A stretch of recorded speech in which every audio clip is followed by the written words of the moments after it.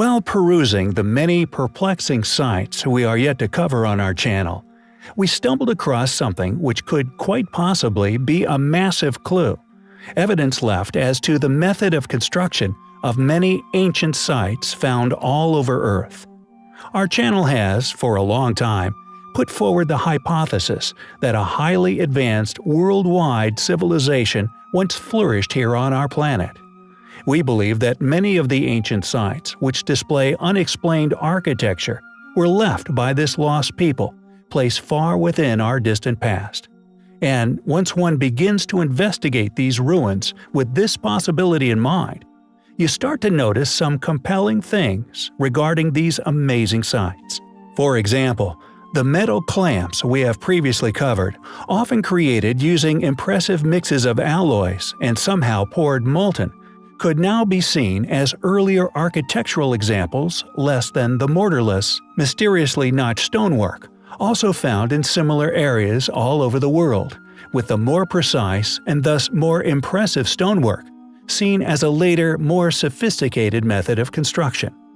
What's more, although virtually all ancient sites have been dated to the most convenient suspects within known taught history, there also exists the numerous caves and temples, hewn from the solid bedrocks, carved with such accuracy and vision, they elude recreation even by our modern-day technology. And while looking at an amazing rock-cut cave within the site of Mamallapuram, India, a site we are now convinced was left by this same civilization, a curious piece of evidence seemingly presented itself. Upon the roughly finished roof of this ancient cave is evidence left by the same technology used to not only cut the astonishingly huge Longyu caves, but also the abandoned Langshan quarry, both in China. This discovery, we believe, is only just the beginning of a realization that these telltale signatures are present at many other unexplained sites around the world. We have long stipulated that many of the ancient ruins claimed by our more modern-day ancestors are most likely not their actual creations. If the structure does date to this more recent age, they are usually found to be sitting upon the telltale remnants of a highly precise ancient foundation, originally left by this elusive group. Who were these amazing people? When did they flourish here on Earth? What happened to them? Why did they never record how they created such wonders? Although it is easy for skeptics to argue that the caves and architecture were merely created through excruciating hard labor, any practical demonstration of this has eluded us for many centuries. Furthermore, many of the extensive cave excavations found all over the world, presumably dating back to this bygone age, are all absent any waste, as if the machine tasked with creating these underground labyrinths turned stone to dust. And although the technology and/or possible machinery tasked with the job has evaded modern archaeology to this point, it is clearly another piece of evidence which takes us one step closer to unraveling the true history of our planet. Phoenix Hill, Xianbei, China. In 1994, an extremely mysterious discovery would be made. Considered by the Chinese as the ninth ancient wonder of the world, a series of 24 ancient, artificial caves were discovered. Specialists have been quietly astounded by them. And the more we learn, the more of a spectacular and mysterious achievement they are seen to be. The first thing that struck explorers was their size. Each cave has a minimum floor space of 1,000 square feet, an unimaginable undertaking at the time they were thought to have been constructed. Officially dated prior to the dynasties of China, which began 3,000 years ago, meaning they are very, very old. The walls of the caves are scarred with strange uniform tool marks.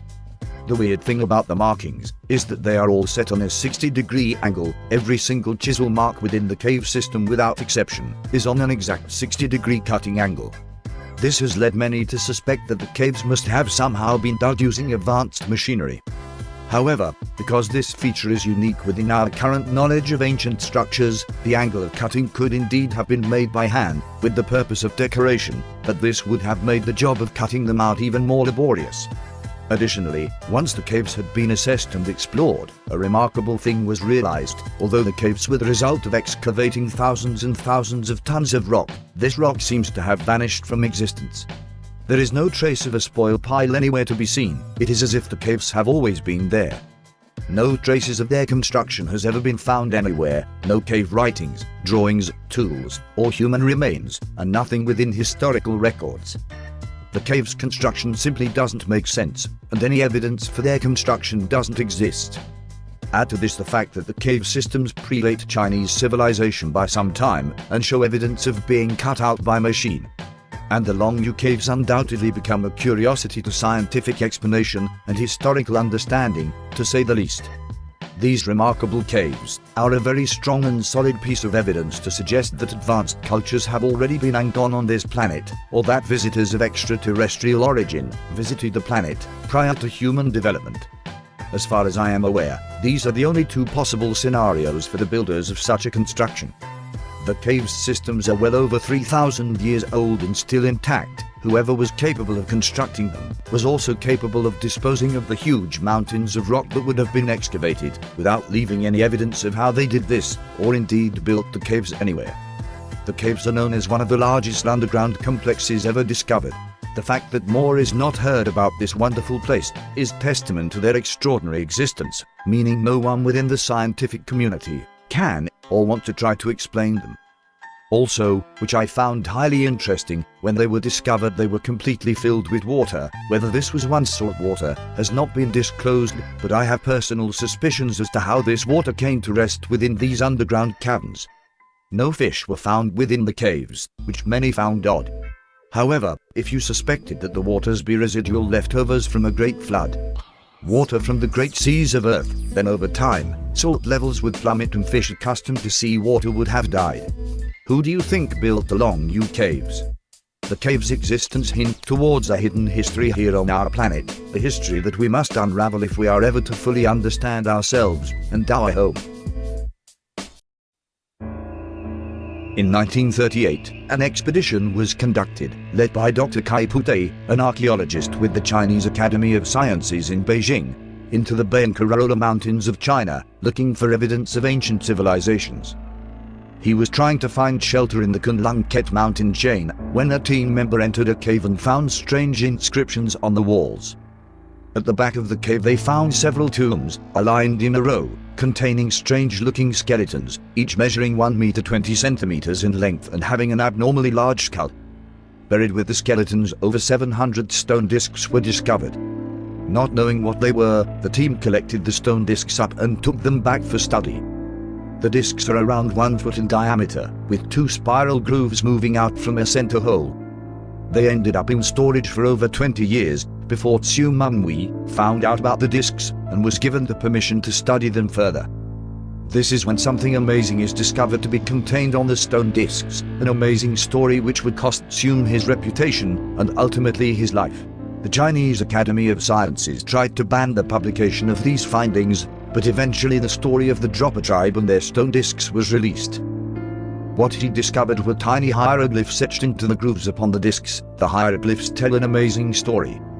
By 1962, Xiu had successfully deciphered the writings, stating that they told the story of a spaceship crashing on the mountains some 12,000 years ago. The ship contained the Dropper people, who were unable to fix the craft. Stranded on Earth with no hope of returning home, this story tells of their short lives here. They explain how most are killed by the local human population. In the end, the last remaining members die in the cave. Russian researchers requested the discs for study, and allegedly several were shipped to Moscow. Once there, it is said that they were scraped for loose particles and put through a chemical analysis which revealed that they contained large amounts of cobalt and other metallic substances. As recorded in the Soviet magazine Sputnik, Dr. Vyacheslav Sayazev describes an experiment where the discs were supposedly placed on a special turntable, whereby they were shown to vibrate or hum in an unusual rhythm, as though an electric charge is passing through them. However, fast forward to present day and no evidence survives of the discs, nor Xiu himself, nor the ridicule he received which cost him his life. It appears as though the discs have been skillfully transformed into an apparent hoax.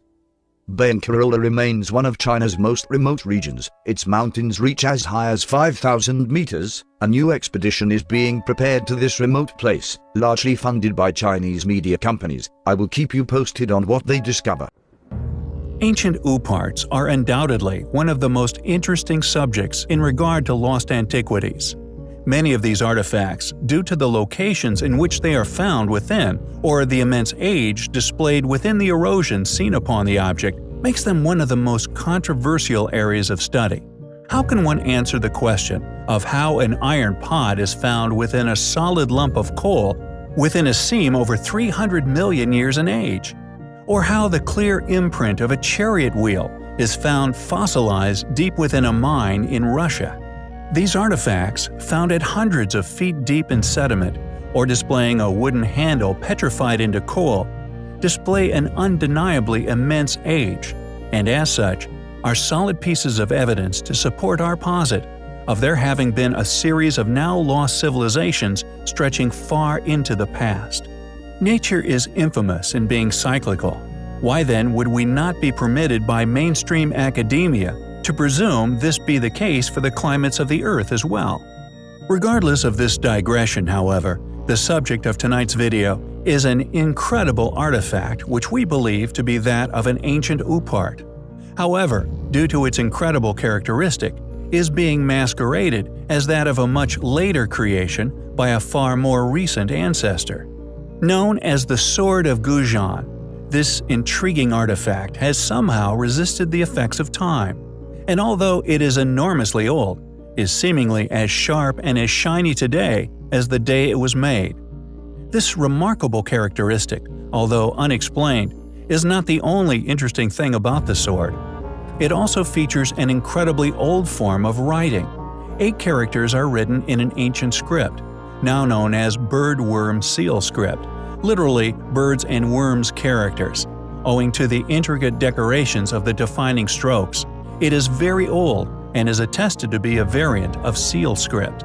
In 1965, while an archaeological survey was being performed along the second main aqueduct of the Zhang River Reservoir in Jingzhou, Hubei, the series of ancient tombs were discovered. A dig started in the middle of October 1965, ending in January 1966, eventually revealing more than 50 ancient tombs. More than 2,000 artifacts were recovered from the sites, including the sword, having been found inside a casket together with a human skeleton. The casket was discovered in the December of 1965 at the Wangshan Site No. 1, 7 kilometers from the ruins of Ying, currently called Jinnishang, once the ancient capital of Chu. The sword was found sheathed in a wooden scabbard, finished in black lacquer. The scabbard had an almost airtight fit with the sword body. Unsheathing the sword revealed an untarnished blade, despite the tomb being soaked in underground water for over 2,000 years. How did this sword retain its incredible condition? Why does it seem as if it is resistant to aging? What sort of metallurgy did the swordsmith once use to create such an amazing object? It is clearly an ancient Upart, and one we postulate has an origin now hidden within the bowels of history. It is a remarkable thing, and as such, is highly compelling. In our previous video, we presented a hypothesis, a theory believed by many, one of a now lost or possibly hidden race of ancient giants. Surprisingly, however, recently, although China is seen as an infamously secretive country with many tombs and ancient pyramids of gargantuan proportions rarely aerial photographed, let alone explored, it seems that they have, at last, stolen the archaeological world stage with the announcement of a discovery which we may relish, but those whom these remains rest just beyond the clutches of, we would presume rather get a hold of themselves to study and then store away in hidden archives, far from public view, an ongoing effort we have personally read of, dating back to the early 1900s. An ancient graveyard, complete with over 500 giant human remains, has not only been accidentally discovered, but publicly exhumed, and most crucial of all, photographed for for all the world to see within China. Could this be a retaliatory move with other motives at play? If our previously mentioned theory is true, it would enable man to explain the inexplicably, seemingly impossible size of many of the world's megaliths, and indeed still standing megalithic structures of the world. How a pyramidal, treasury, and many other ancient architectures, lintels, and top stones, often weighing many hundreds of tons, were not only transported from quarries many hundreds of miles, but placed aloft many meters with seeming ease. Furthermore, we have in the past not only postulated and have also presented reams of witness testimony and photographic corroboration, still to be found in newspaper archives across the Western world, describing these finds, but also the Smithsonian's efficiency in not only dealing with the matter, but disappearance of any further reporting, thus expiration. This also supporting the reason for lost pieces of the puzzle, which is inhibiting us from unlocking the secrets to these sites' construction. Perhaps we may never know the true motivations for such a controversial exposure in China, but nonetheless, the resulting fallout of proof presented for our community is a step closer to the truth, the untangling of a tired and tangled web of lies in which many have weaved. For at the bottom of Pandora's box, there is always hope.